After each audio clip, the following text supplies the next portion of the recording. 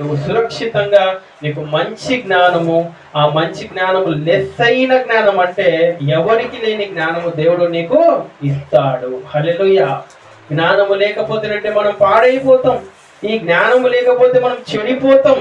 కాబట్టి జ్ఞానము దేవుడు ఇచ్చిన తర్వాత ఆ జ్ఞానముతో దేవుడు ఏం చేస్తాడంటే ముందుకు నడిపిస్తాడు అని దేవుని వాక్యం మనకు చెప్తా ఉంది. హల్లెలూయా.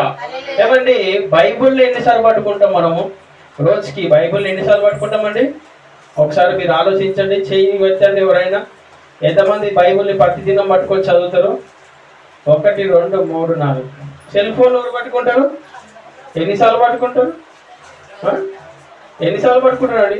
సెల్ ఫోన్లో కళ్ళు, నెత్తి, చేతులు, మెడ ఇవన్నీ ఏం చేస్తామండి? దాన్ని ఉపయోగించుకోవడానికి కళ్ళను, ఈ తలక ఇట్లుంటుందా, ఇట్లుంటుందా, ఇట్లా అయిపోవాల్సింది, ఉంగుతుంది. ఎట్లా దేవునికి మొక్కనికి మాత్రం రా కదా. చేతిలో బైబిల్ పట్టుకోవడానికి సిగ్గు. అది ఫోన్ పట్టుకున్నాం అనుకోండి, అది జోడికి మనం ఏం చేస్తాం, దాని నుంచి తొలగిపోకుండా ఉంటాం. కానీ దేవుని వాక్యం అంటుంది, దేవుని వాక్యం చెప్తుంది, ఆయన జ్ఞానమును, ఆయన వివేచనను, ఆయన ఇచ్చే సమృద్ధిని మనం ఎప్పుడు కూడా కోల్పోకుండా ఉండాలంటే దేవుడు అంటా ఉన్నాడు, నీ కన్నుల ఎదుట నుండి దాన్ని తొలగిపోనీయకము. హల్లెలూయా. తొలగిపోయే పరిస్థితి వచ్చిందా, నిన్ను గెంటి వేసే పరిస్థితి వస్తుంది. నువ్వు తొలగిపోయావా, ఒక దినము నిన్ను గెంటి వేసే పరిస్థితి వస్తుంది. ఇంకేమంటుందో, అవి నీకు జీవముగాను నీ మెడకు అలంకరణగాను ఉండును. ఏమండి, అనుకోవచ్చు, నాకు బంగారం లేదు కదా, నేను వేసుకోలేదు, నేను అలంకరించుకోలేదు అనుకుంటాం. కానీ నీ ఆత్మను అలంకరించుకోవడానికి ఉపదేశమును నువ్వు అంగీకరించాలి. ఈ ఉపదేశం నువ్వు ఎప్పుడైతే నువ్వు వింటావో దేవుడు అంటున్నాడు, నీ మెడకు మంచి అలంకరణగా దేవుడు ఇస్తాను అంటున్నాడు. ఇంకేమంటున్నాడు, అప్పుడు నీ మార్గమున నీవు సురక్షితముగా నడిచేదవు, నీ పాదమును ఎప్పుడును తొట్టిల్లదు. హల్లెలూయా.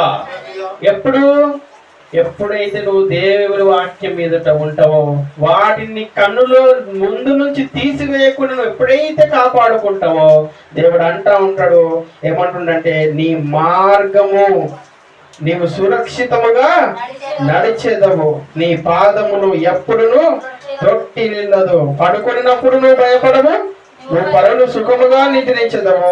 అకస్మాత్తుగా భయము కలిగినప్పుడు, దుర్మార్గులకు నాశనం వచ్చినప్పుడు నీవు భయపడవద్దు. యెహోవా నీకు ఆధారమగును, నీ కాలు చిక్కబడకుండునట్లు ఆయన నిన్ను కాపాడు. హల్లెలూయా. ఏం చేస్తుండంట దేవుడు? నీ కాళ్ళు చిక్కకుండా దేవుడు ఏం చేస్తుండంట? కాపాడుతుందంట.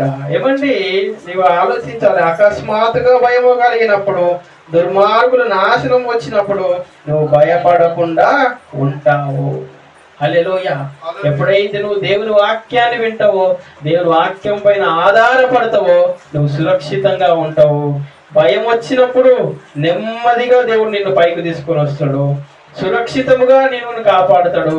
ఇంకేమంటున్నాడు, నువ్వు నడిచేటప్పుడు నీ మార్గంలో ఎక్కడ కూడా నువ్వు తొట్టిల్లకుండా ఉంటావంట. హల్లెలూయా. ఎంత గొప్ప మాట. ఇవన్నీ ఆశీర్వాదాలు మనం అందరం కూడా పొందుకోవాలంటే కేవలము ఆయన మాట పైన మనం ఆశపడి ఉండాలి. ఎలా ఆశపడి ఉండాలంటే, దొప్పి నీటి వాగుల కొరకు ఏ విధంగా ఆశపడుతుందో ఆయన వాక్యం కొరకు మనము ఆశపడి ఉండాలి.